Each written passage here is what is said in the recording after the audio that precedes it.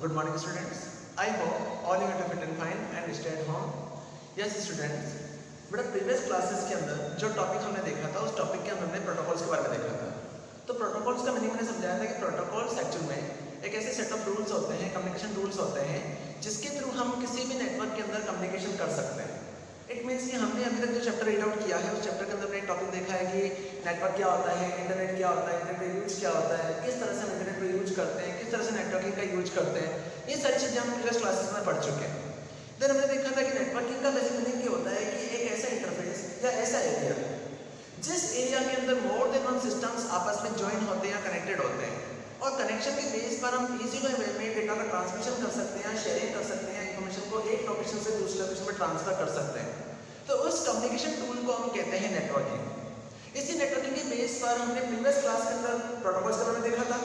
तो प्रोटोकॉल्स का मतलब मैंने समझाया था कि प्रोटोकॉल्स एक्चुअल में एक सेट ऑफ रूल्स होते हैं जिसके थ्रू हम किसी भी नेटवर्क के अंदर इंफॉर्मेशन को इजी वे में ट्रांसफर कर सकते हैं या शेयर कर सकते हैं। कि जिस तरह से जनरल बेस पर एक इंफॉर्मेशन को किसी सोर्स से डेस्टिनेशन पर या एक लोकेशन से दूसरे लोकेशन पर ट्रांसफर करने के लिए हम किसी भी ट्रांसफरेशन टूल का यूज करते हैं। जस्ट लाइक हमें बस का यूज करना है या एरोप्लेन का यूज करना है या साइकिल का यूज करना है या एक्सेट्रा जितने भी हमारे पास प्लेटफॉर्म है उन प्लेटफॉर्म्स का यूज करना है। तो हम अपनी इंफॉर्मेशन को एक लोकेशन से दूसरे लोकेशन पर ट्रांसफर करते हैं। उसी टाइप से जब हम नेटवर्किंग के बीच में कम्युनिकेशन करते हैं और एक इंफॉर्मेशन को या किसी इंफॉर्मेशन के पैकेट को किसी एक लोकेशन से किसी अदर लोकेशन पर ट्रांसफर करते हैं तो ट्रांसमिशन करने के लिए जिस इंपॉर्टेंट टूल या जिस इंपॉर्टेंट प्रोसेस का हम यूज करते हैं, जिस ऑब्जेक्ट का हम यूज करते हैं उस ऑब्जेक्ट को हम कहते हैं प्रोटोकॉल्स। तो उसी बेस पर प्रोटोकॉल क्या होते हैं, प्रोटोकॉल का यूज क्या होता है, ये सारी चीजें आपको प्रीवियस क्लास के अंदर पढ़ा चुका हूँ। आज बेटा हम हमारा एक उसी चैप्टर का नया टॉपिक स्टार्ट कर रहे हैं, that is a network application. तो नेटवर्क एप्लीकेशन का मतलब क्या होगा कि नेटवर्क एप्लीकेशन का मतलब ये होता है कि आज आप नेटवर्किंग के थ्रू किसी भी सोर्स डेस्टिनेशन से रिसीविंग डेस्टिनेशन या सोर्स से किसी डेस्टिनेशन पर डेटा को ट्रांसफर कर सकते हैं और कम्युनिकेशन कर सकते हैं। तो कम्युनिकेशन करने के लिए आज मैं ईमेल सर्विस का यूज करता हूँ। हम जानते हैं ईमेल सर्विस का यूज करते हैं। तो इस ईमेल सर्विस में अगर कोई सोर्स पर्सन किसी डेस्टिनेशन पर मैसेज भेजना चाहता है तो मैसेज भेजने के लिए हम ट्रांसमिशन मीडियम के तौर पर SMTP, POP या टेलनेट प्रोटोकॉल एक्सेट्रा का हम यूज करते हैं और अपने मैसेज को सोर्स से डेस्टिनेशन पर डिलीवर कर देते हैं। लेकिन जिस टाइप से आज मुझे किसी कंप्यूटर का यूज करना है तो आज मेरे पास खुद का कंप्यूटर है, उस कंप्यूटर में यूज कर रहा हूँ, तो उसे मैं ऑपरेट कर रहा हूँ, यूज कर रहा हूँ। लेकिन अगर कोई थर्ड पर्सन यहाँ नहीं बैठा हुआ है और पर्सन किसी और लोकेशन पर अवेलेबल है, किसी और डेस्टिनेशन पर है और वो पर्सन ये चाहता है कि मैं वहाँ बैठा बैठा मेरे सिस्टम को एक्सेस कर सके या मेरे इंफॉर्मेशन को वो यूज कर सके, देख सके। तो अगर हम आपस में कम्युनिकेशन करना चाहते हैं कि जिस तरह से हम लोकल बेस पर किसी सिस्टम को ज्वाइन करते हैं और सर्वर बेस पर किसी सिस्टम को ज्वाइन करते हैं तो उस एप्लीकेशन को हम कहते हैं web based application, that is a network application. तो first of all network application होती क्या है इससे पहले ऑलरेडी पढ़ लेते हैं, देन इसे डिस्क्राइब करते हैं। तो नेटवर्क एप्लीकेशन का बेसिक मीनिंग ये होता है कि computer network have connected computer all over the world in the way that is now possible to work on a computer even if you are not physically present next to it. कि networking का मतलब ये हो गया कि computer network have connected computer all over the world in the way that is now possible to work on a computer even if you are not physical present on it. कि इसका मतलब ये हो गया कि आज हम ये जानते हैं कि नेटवर्किंग से हमें सबसे बड़ा जो बेनिफिट प्रोवाइड हो रहा है वो बेनिफिट हमें इस बेस पर प्रोवाइड हो रहा है कि हम नेटवर्किंग के थ्रू हम किसी भी सोर्स डेस्टिनेशन पर बैठे बैठे किसी डेस्टिनेशन पीसी को एक्सेस कर सकते हैं। प्लस हम यहाँ बैठे बैठे किसी भी लॉन्ग डिस्टेंस पर अगर कोई इन्फॉर्मेशन हमें डिलीवर करनी है या उस इन्फॉर्मेशन का यूज करना है तो वो चीज़ हम यूज कर सकते हैं। The user through a secure connection over internet without SSL, the attackers can try to steal personal information given to cited। कि लेकिन जब हम इस तरह से नेटवर्किंग का यूज करते हैं तो अगर हम SSL secure socket layer protocol का यूज नहीं करते हैं या हम अपनी तरफ से सिक्योरिटी प्रोवाइड नहीं करते हैं तो कोई भी अनऑथराइज यूजर बिना परमिशन हमारे डेटा को एक्सेस कर सकता है, हमारे सिस्टम को यूज में ले सकता है।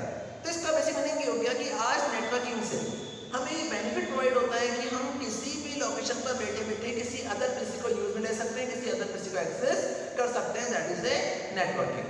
बेटा इसी नेटवर्किंग के बेस पर जब नेटवर्क की जो एप्लीकेशंस होती है इन एप्लीकेशन को हम बेसिकली टू वेज से डिफाइन कर सकते हैं कि दो तरह की एप्लीकेशंस के थ्रू हम किसी भी डेस्टिनेशन पीसी को एक्सेस कर सकते हैं। पहला जो प्रोसेस होता है उसे कहते हैं रिमोट डेस्कटॉप और दूसरा होता है रिमोट लॉगिन। कि पहला जो प्रोसेस होता है उसे कहते हैं रिमोट डेस्कटॉप और दूसरा जो प्रोसेस होता है उसे कहते हैं रिमोट लॉगिन। लेकिन इस चीज़ को समझने से पहले जनरल बेस पर नेटवर्क एप्लीकेशन होती क्या है इस चीज़ को समझते हैं। तो बेटा नेटवर्क एप्लीकेशन का बेसिक मीनिंग या मतलब ये हो गया कि जैसे आज मैंने आपको बताया था कि आज अगर मेरे पास एक लोकेशन के अंदर मेरे पास एक कंप्यूटर सिस्टम है, मेरे पास एक पीसी है, ठीक है, आज मैं इस पीसी को यूज कर रहा हूँ। देन उसी लैब के अंदर मैंने क्या किया कि मेरे पास एक पीसी और है और इस तरह से मैंने 3 पीसी अटैच कर दिए। अभी मेरे पास इस नेटवर्किंग के अंदर इसमें मैं नेटवर्किंग नहीं की है और मेरे पास इस रूम के अंदर 3 पीसी है। अब 3 पीसी होने के बाद मैंने एक प्रोग्राम इस सिस्टम पर इंस्टॉल किया। अब यही प्रोग्राम अगर मुझे इस सिस्टम पर भी इंस्टॉल करना है तो मुझे यहाँ पर भी इंस्टॉल करना पड़ेगा। अब यही प्रोग्राम अगर मुझे यहाँ पर चाहिए तो इस प्रोग्राम को मुझे यहाँ पर भी इंस्टॉल करना होगा। बट इस टर्म को हम कभी नेटवर्किंग नहीं मानते, इस टर्म को हम नेटवर्किंग एक्सेस नहीं मानेंगे। अब मैंने अगर इस प्रोग्राम के अंदर कोई चेंजेस किया या इस सिस्टम में कोई मैंने अपडेशन किए तो वो अपडेशन सिर्फ मुझे यहीं पर एक्सेस होंगे। अगर मुझे ये अपडेशन यहाँ भी चाहिए और यहाँ पर भी चाहिए तो इसी केस में मेरे सामने ऑप्शन ये है कि मुझे इस प्रोग्राम को यहाँ भी इंस्टॉल करना पड़ेगा और प्रोग्राम को यहाँ भी इंस्टॉल करना पड़ेगा और अपडेशंस करने होंगे। तो इसी प्रॉब्लम को सॉर्ट आउट करने के लिए, इस प्रॉब्लम को सॉल्व करने के लिए क्यों नहीं काम किया जाए कि इस सिस्टम को इससे जोड़ दिया जाए और इस सिस्टम को इससे जोड़ दिया जाए।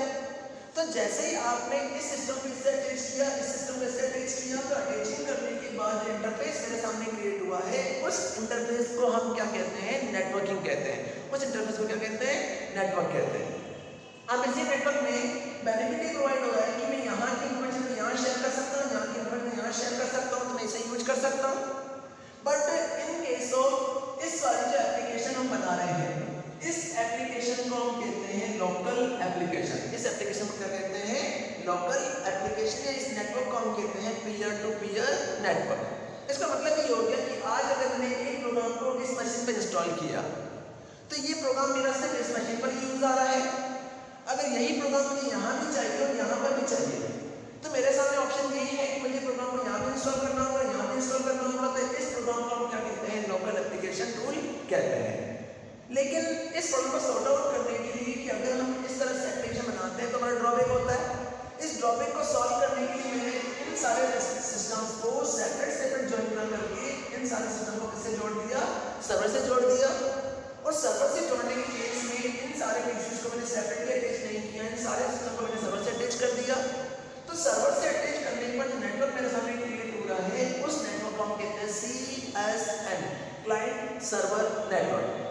अब इसी नेटवर्क के अंदर मेरे सामने प्रॉब्लम सॉल्व हो गई कि आज जो प्रोग्राम मैं यहाँ इंस्टॉल कर रहा था, वही प्रोग्राम मैं यहाँ भी इंस्टॉल कर रहा था, वो प्रोग्राम मैं यहाँ भी इंस्टॉल कर रहा था। इट मीन्स कि एक ही प्रोग्राम को मैं 3 लोकेशन पे इंस्टॉल कर रहा हूँ, तो मेरा टाइम कंज्यूम हो रहा है। इस टाइम को सेव करने के लिए करें काम किया जाए कि इन सिस्टम को तीनों पे सेपरेटली ज्वाइन करने की बजाय उस इन्फॉर्मेशन को सर्वर में इंस्टॉल कर दिया जाए। तो सर्वर में इंस्टॉल करने के बाद ये भी यहाँ से एक्सेस करेगा, ये भी यहाँ से एक्सेस करेगा, ये भी यहाँ से एक्सेस करेगा। तो इस नेटवर्क को हम कहते हैं क्लाइंट सर्वर नेटवर्क। अब इससे बेनिफिट ये प्रोवाइड होगा कि इंफॉर्मेशन आपकी एक जगह पे स्टोर रहेगी, आप सभी जगह से एक्सेस कर सकते हैं, यूज में ले सकते हैं। तो इसी एप्लीकेशन को हम कहते हैं network application, that is a network application. अब इसी नेटवर्क एप्लीकेशन से हमें बेनिफिट क्या प्रोवाइड होता है, तो बड़ा बेनिफिट ये प्रोवाइड होता है कि जैसे हमने अगर नेटवर्क नहीं की, मान लीजिए नेटवर्क नहीं की हुई है, तो इस केस में आज इस सिस्टम पर अगर मैंने कोई प्रोग्राम लोड किया तो ये प्रोग्राम मेरा यहाँ पर अवेलेबल होगा। अब यही प्रोग्राम मैंने यहाँ पे इंस्टॉल किया, यहाँ पे इंस्टॉल कर दिया, 3 लोकेशन में इंस्टॉल कर दिया। अब इंस्टॉलेशन करने के बाद अगर मैं यहाँ कोई चेंज करता हूँ, यहाँ चेंज नहीं मिलेगा, यहाँ चेंज नहीं मिलेगा, इट मीन सारे सिस्टम सेपरेटली वर्क कर रहे हैं। अगर ये वाला पर्सन इस पर्सन को सर्विस देता है और ये पर्सन इस पर्सन से सर्विस लेता है, तो सर्विस लेने के केस में अगर इस पर्सन को यहाँ पर कोई प्रॉब्लम है तो वो इससे कंसल्ट करेगा और इसको अगर प्रॉब्लम है तो वो इससे कंसल्ट करेगा। तो ये आपस में कम्युनिकेशन करना चाहते हैं तो आपको उस लोकेशन पे जाना पड़ेगा और वहाँ जाकर उसे चेंजेस करने पड़ेंगे। तो इस तरह से अगर एक पर्सन भीलवाड़ा में है और एक पर्सन अगर दिल्ली में है, तो अगर दिल्ली वाला पर्सन अगर भीलवाड़ा में आकर उस प्रॉब्लम को सॉल्व करेगा तो उस टाइम कंज्यूम होगा। तो इस प्रॉब्लम को सॉर्ट आउट करने के लिए क्यों ना हम ऐसी कोई एप्लीकेशन का यूज करें जिस एप्लीकेशन से हम लोकल सिस्टम पे, इट मीन्स हमारे भीलवाड़ा में ही बैठे बैठे हम दिल्ली वाले पर्सन को ऑपरेट कर सकें, या दिल्ली वाला पर्सन भीलवाड़ा के पर्सन को ऑपरेट कर सके। तो through networking remote system desktop application के थ्रू हम किसी भी लोकल सिस्टम को रिमोट से जोड़ सकते हैं और रिमोट सिस्टम को लोकल से अटैच कर सकते हैं। तो उसी एप्लीकेशन को हम कहते हैं नेटवर्क एप्लीकेशन। की नेटवर्क एप्लीकेशन से बेनिफिट प्रोवाइड होता है कि आप किसी भी लोकल सिस्टम पर बैठे बैठे रिमोट सिस्टम को यूज में ले सकते हैं। तो उस एप्लीकेशन को हम कहते हैं रिमोट एप्लीकेशन सॉफ्टवेयर। अब कैसे रिमोट एप्लीकेशन वर्क करता है? तो नेटवर्क एप्लीकेशन का मीनिंग मैंने समझाया कि computer network have connected computer all over the world in a way that is now possible to work on the computer even if you are not physically present next to it। कि network application से हमें benefit provide होता है कि हमें physically किसी system पर available नहीं होना है, हम किसी भी सिस्टम पर बैठे बैठे किसी अदर सिस्टम को यूज में ले सकते हैं। That is network application. इसी नेटवर्क एप्लीकेशन के अंदर वर्क करने के लिए, इस चीज़ को पॉसिबिलिटी बनाने के लिए, इस चीज़ को पॉसिबल करने के लिए दो तरह की नेटवर्क एप्लीकेशंस होती है, जिनमें एक होती है रिमोट डेस्कटॉप एप्लीकेशन और दूसरी होती है रिमोट लॉगिन एप्लीकेशन। तो फर्स्ट ऑफ ऑल केस में टॉपिक आता है रिमोट डेस्कटॉप एप्लीकेशन। तो रिमोट डेस्कटॉप एप्लीकेशन का मतलब ये होता है कि the remote desktop is a type of network application through which a person can work on the desktop on the another computer with a different location in the same manner as if that computer is right in front of the person। कि remote desktop application के through आप इस तरह से work कर सकते हैं कि जैसे आप उसी लोकेशन पर अवेलेबल हैं।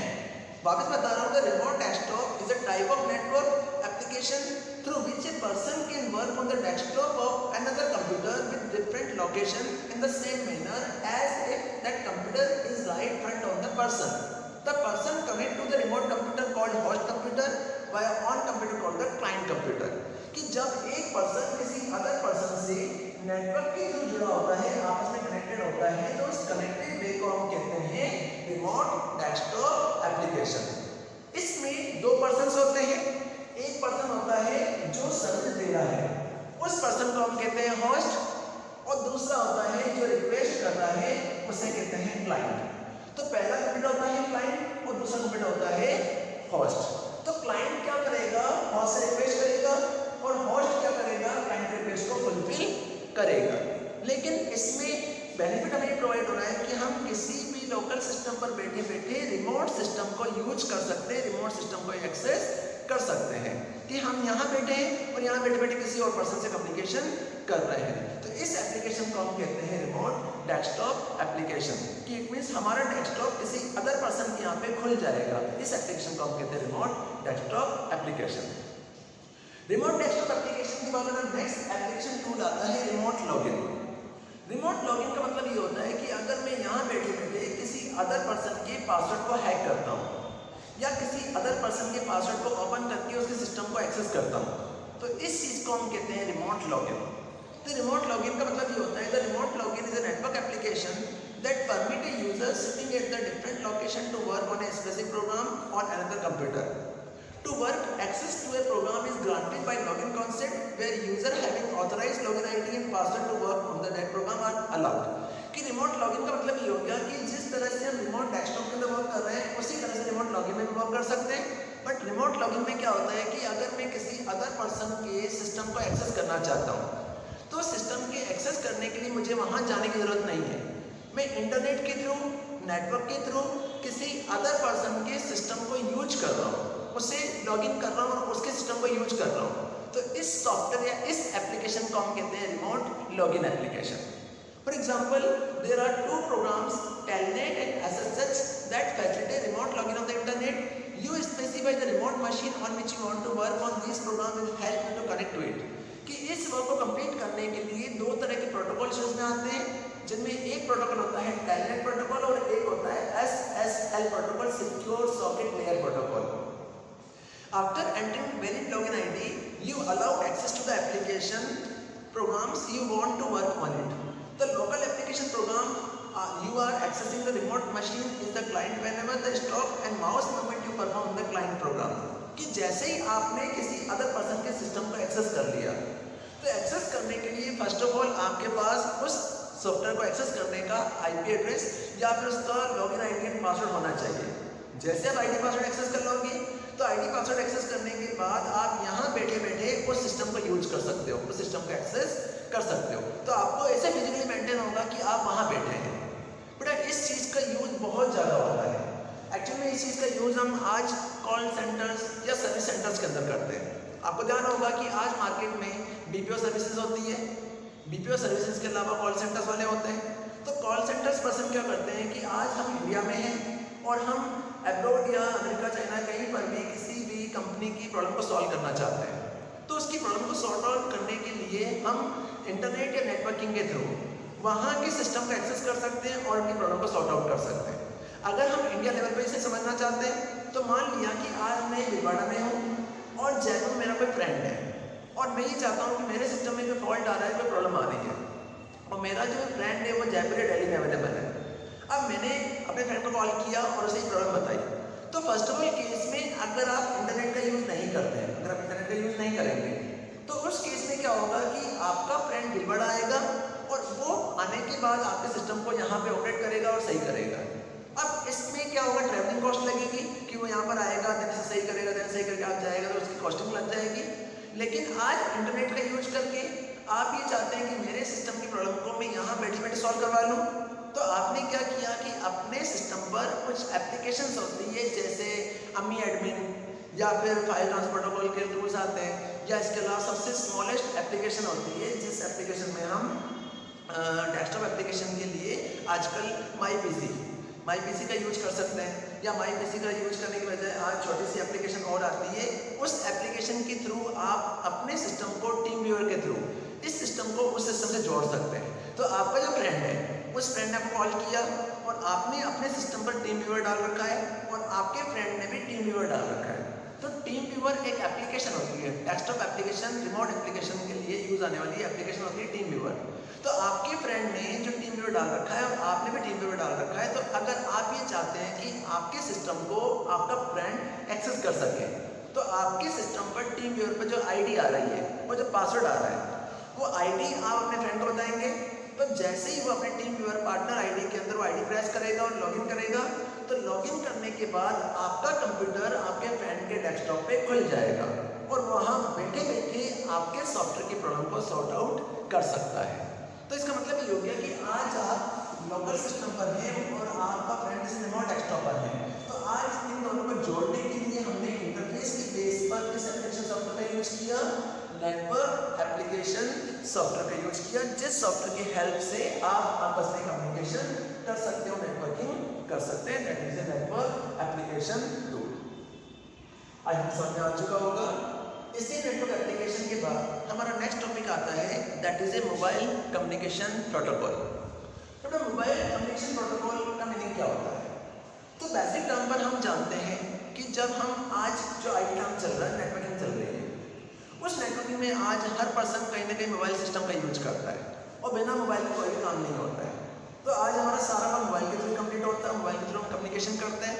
तो जब हम नॉर्मल बेस पर किसी डेस्कटॉप या किसी भी सिस्टम या लैपटॉप के थ्रू कम्युनिकेशन करते हैं, तो कम्युनिकेशन करने के लिए हम प्रोटोकॉल्स का यूज करते हैं।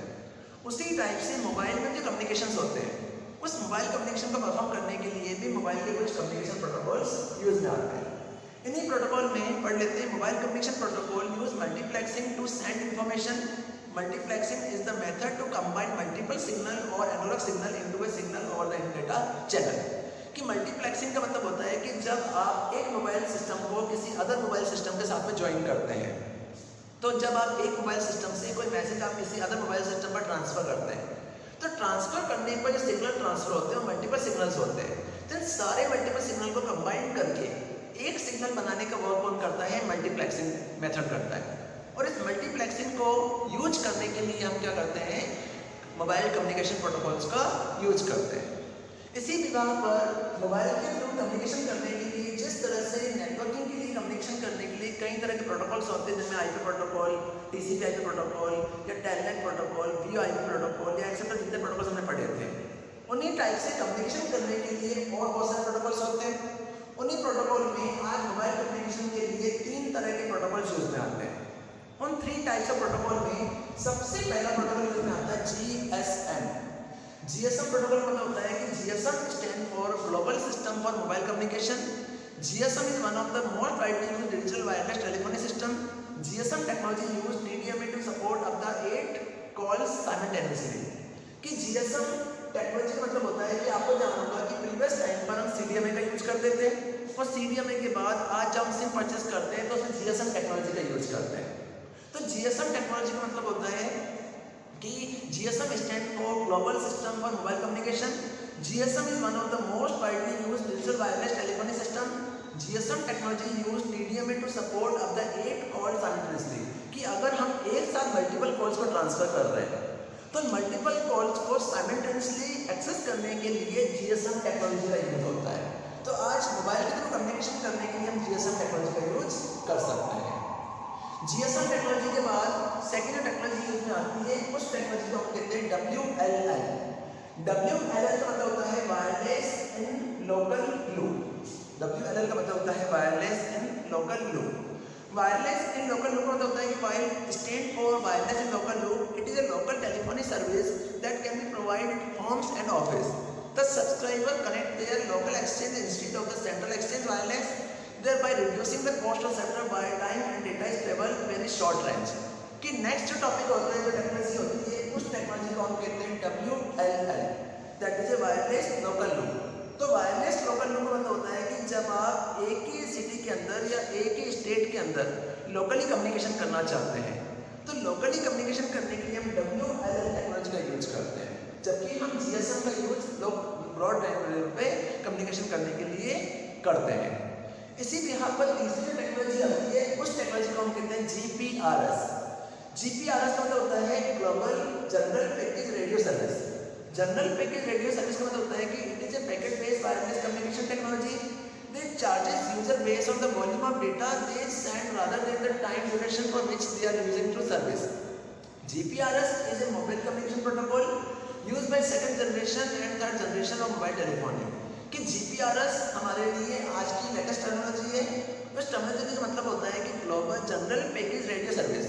It is a package based wireless communication technology that charges user based on the volume of data they are rather than the time duration for which they are using the services।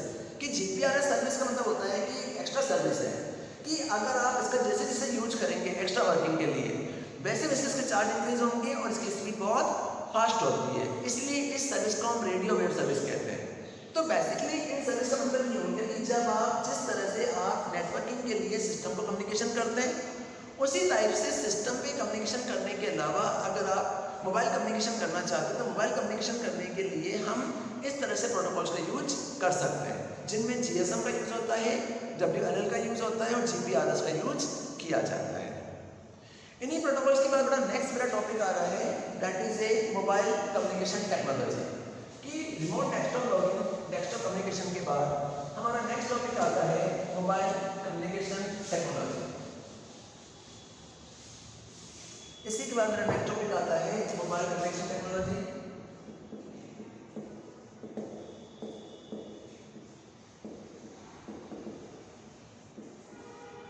Mobile communication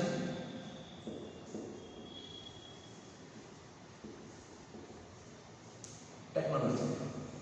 mobile communication technology का meaning क्या होता है, इसमें कौन कौन से options होते हैं? इनमें आता है 1G, 2G, 3G and 4G। तो इस मोबाइल कम्युनिकेशन टेक्नोलॉजी का मीनिंग क्या होता है? तो मोबाइल कम्युनिकेशन टेक्नोलॉजी का मतलब होता है कि since the introduction of the first commercial mobile phone in 1983 by Motorola technology has come a long way. The changes in the mobile technology has been recorded in general generation of mobile communication. कि mobile communication technology का मतलब क्या होगा? तो mobile communication technology का मतलब होता है कि जब हम नेटवर्किंग का यूज करते हैं तो आपको ध्यान होगा कि जब नेटवर्क बने थे तो उस समय कम्युनिकेशन करने के लिए हम स्मॉल डिस्टेंस पर ही डेटा ट्रांसफर करते थे, लेकिन जैसे जैसे जैसे जैसे नेटवर्क का यूज होता गया और ब्रॉड रेंज में इसका यूज होता गया तो आज हम A to Z जितना भी वर्क करते हैं वो टोटली वर्क हमेशा नेटवर्किंग के थ्रू करते हैं या इंटरनेट के थ्रू करते हैं। तो इसी बिहार पर जिस तरह से मोबाइल सिस्टम का डेवलपमेंट किया गया, तो मोबाइल सिस्टम का डेवलपमेंट होने के बाद 1983 के अंदर जब मोटोरोला कंपनी ने फर्स्ट मोबाइल लॉन्च किया था, उस मोबाइल लॉन्च होने के बाद हम कम्युनिकेशन करने के लिए उसको इम्प्लीमेंट करते करते करते करते आज हम मल्टीपल टाइप की मोबाइल टेक्नोलॉजी का यूज करते हैं। इसी टेक्नोलॉजी में सबसे पहले जो टेक्नोलॉजी आती है उस टेक्नोलॉजी को हम कहते हैं फर्स्ट जी, 1G। 1G का मतलब है फर्स्ट जनरेशन। तो फर्स्ट जनरेशन में जो मोबाइल फोन होते थे वो किस टाइप के होते थे, प्लस उनकी रेंज फर्स्ट जनरेशन का मतलब हो गया कि it is refer to the first generation of mobile communication where analog signal were used to transmit data. कि जब फर्स्ट जनरेशन के अंदर मोबाइल फोन का यूज होता था तो उस मोबाइल फोन के अंदर हम एनालॉग सिग्नल का यूज करते थे, नॉट ए डिजिटल सिग्नल। हम हमेशा किसका यूज करते हैं? एनालॉग सिग्नल का यूज करते थे। लेकिन जब एनालॉग सिग्नल का यूज होता था तो उस जनरेशन के अंदर डेटा ट्रांसफर करने के अलावा इसमें कुछ ऑप्शंस भी थे कि इस जनरेशन के अंदर स्पीड अप टू 2.4 kbps, कि इस जनरेशन के अंदर जो मोबाइल की जो कम्युनिकेशन की स्पीड थी वो स्पीड 4.2 kbps 2.4 kbps किलोबाइट्स पर सेकंड थी। दूसरा ये है कि पुअर वॉइस क्वालिटी और नो डेटा सिक्योरिटी, कि इस तरह की नेटवर्क टेक्नोलॉजी के अंदर हम लिमिटेड वे में ही डेटा का ट्रांसमिशन कर सकते हैं। दूसरा इशू ये है कि इस टेक्नोलॉजी के अंदर जो डेटा ट्रेवल होता था, डेटा ट्रांसफर होता था, तो उसकी स्पीड बहुत स्लो थी और बहुत लो क्वालिटी का डेटा हम ट्रांसफर कर सकते थे। इसी चीज़ को इम्प्लीमेंट करते हुए फर्स्ट जनरेशन के बाद सेकेंड जनरेशन आई। सेकेंड जनरेशन आने के बाद second generation is refer to the second generation of mobile communication which is use digital signal for first time, कि इस सेकेंड जनरेशन के अंदर हमने एनालॉग सिग्नल की जगह पर डिजिटल सिग्नल का यूज करना शुरू कर दिया। It is use GSM technology. दूसरा ये है कि इस जनरेशन के अंदर हम GSM टेक्नोलॉजी का यूज करते हैं। इट मीन्स एनालॉग सिग्नल की जगह डिजिटल सिग्नल का यूज करते हैं, प्लस डिजिटल सिग्नल के अलावा इसमें GSM टेक्नोलॉजी का यूज करते हैं। इस नेटवर्किंग टेक्नोलॉजी के अंदर data speed up to 64 kbps, कि जब इस जनरेशन का यूज हुआ तो इस जनरेशन के अंदर हम 64 बिट्स kbps का यूज करने लगे। दूसरा text and multimedia messaging possible better quality than 1G, कि इसमें हम टेक्स्ट भी भेजने लगे और टेक्स्ट के अलावा मोबाइल कम्युनिकेशन के लिए मल्टीमीडिया का यूज भी करने लगे। इट मीन्स पिक्चर्स और हम वीडियोज वगैरह सेंड करना शुरू कर दिया और सेकेंड जनरेशन में वर्क करने लगे। और सेकेंड जनरेशन को इम्प्लीमेंट करते करते करते करते थर्ड जनरेशन आई। तो थर्ड जनरेशन का मीनिंग होता है that this generation mobile telephony begin the start of the new millennium and offer major advance over previous generation, कि थर्ड जनरेशन के अंदर हमने 2G, जिसे हम फर्स्ट G 2G जनरेशन कहते हैं, तो 2G जनरेशन के बाद नेक्स्ट जनरेशन के अंदर हम 3G का यूज करने लगे और 3G जनरेशन ने हमारी सारी जो फैसिलिटीज है उनको सबको चेंज कर दिया। इट मीन्स कि जो हम लो स्पीड पर वर्क करते थे उन्हें हाई स्पीड पर कन्वर्ट कर दिया। इस जनरेशन के अंदर data speed 144 kbps to 2 Mbps, कि हमारी जो डेटा स्पीड है, जो नेटवर्क की डेटा स्पीड है वो स्पीड बढ़ चुकी है और यहाँ पे 244 kbps से लेकर हम 2 MB तक के डेटा को ट्रांसफर कर सकते हैं। High speed web browsing, running web application like video conferencing, multimedia image, 3D gaming, कि आज इस जनरेशन के थ्रू हम वीडियो कॉल्स कर सकते हैं, नेटवर्किंग का यूज कर सकते हैं, फास्ट इंटरनेट चला सकते हैं, सभी तरह के वर्क हम कंप्लीट कर सकते हैं। इसलिए इस जनरेशन का यूज होने लगा। अब इसी जनरेशन को और इम्प्लीमेंट करने के लिए, इसकी स्पीड को और मॉडिफाई करने के लिए नेक्स्ट जनरेशन बनाई गई। उस जनरेशन को हम कहते हैं फोर्थ जनरेशन। इस जनरेशन के बाद नेक्स्ट जनरेशन बनाई गई, इस जनरेशन को कहते हैं फोर्थ जनरेशन। बट अब फोर्थ जनरेशन के अंदर fourth generation keeping up the trend of new mobile generation every decade, fourth generation mobile communication was introduce in 2011। Speed 100 Mbps to 1 Gbps, mobile web access, high definition mobile TV, cloud computing, IP technology. It means कि इस generation के अंदर हमारी technology और increase हो चुकी है और इंक्रीज होने पर आज हम घर बैठे बैठे किसी भी पर्सन से कम्युनिकेशन कर सकते हैं, कहीं पर कोई फाइल ट्रांसफर कर सकते हैं, फास्ट स्पीड डेटा ट्रैवल कर सकते हैं, डाउनलोडिंग कर सकते हैं, अपलोडिंग कर सकते हैं, प्लस इसके अलावा हाई स्पीड नेट का यूज कर सकते हैं। तो इसी टेक्नोलॉजी को हम कहते हैं मोबाइल कम्युनिकेशन टेक्नोलॉजी, कि इट मीन्स कि जिस तरह से हम डेस्कटॉप कंप्यूटर का यूज करते हैं उसी तरह से मोबाइल पे भी वर्किंग करने के लिए हम मोबाइल टेक्नोलॉजी का यूज करते हैं। इसीलिए हम जो मोबाइल परचेस करते हैं तो हमारे पास जो नेटवर्क जो सिम आती है उस सिम को हम 1G 2G 3G या 4G कनेक्शन लेते हैं। उस कनेक्शन के बेस पर नेटवर्क की स्पीड मेंटेन की जाती है, उसे चेक किया जाता है मोबाइल पर। इसी के साथ मेरा ये टॉपिक यहाँ पर खत्म हो रहा है। तो आज हमने क्या पढ़ा, आज हमने इसके अंदर नेटवर्क एप्लीकेशन और नेटवर्क एप्लीकेशन के बाद मोबाइल कम्युनिकेशन की कौन कौन सी टेक्नोलॉजीज यूज में आती है उनको हमने रीड आउट किया। बाकी टॉपिक यहाँ पर नेक्स्ट क्लास में समझाऊंगा। इसके बाद हमारा नेक्स्ट टॉपिक जो आएगा that is web services. Web services क्या होती है, किस तरह से इनका यूज होता है, URLs क्या होते हैं, वेबसाइट्स वगैरह क्या होती है, IP एड्रेस क्या होते हैं, इन चीज़ों को हम नेक्स्ट क्लास के अंदर डिस्कस करेंगे। घर पर रहिए, सुरक्षित रहिए।